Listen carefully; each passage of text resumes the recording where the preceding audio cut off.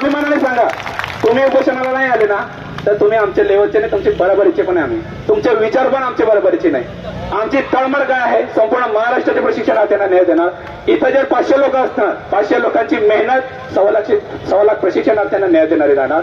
आदरणीय तुकाराम बाबाची मेहनत 1.25 लाख प्रशिक्षणार्थ्यांना न्याय देणारी राहणार. म्हणून अभिमानाने घरी गेलं तर सांगा, ग्रुपमध्ये मेसेज टाका की अभिमानाने उपोषणाला समर्थन दिलं, प्रशिक्षणार्थ्यांसाठी न्याय लढण्यासाठी समर्थन दिलं.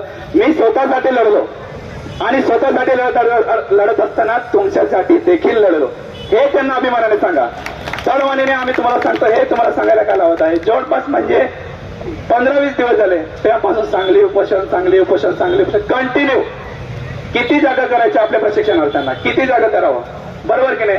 आज आपण पहिला दिवस आहे, दुसरा दिवस, तिसरा दिवस, चौथ्या दिवशी पण घरी जायला तयार नाही आपण. मनामध्ये हे आहे, जोपर्यंत न्याय भेटत नाही तोपर्यंत आपण इथून हलणार नाही कोणत्याही परिस्थितीत.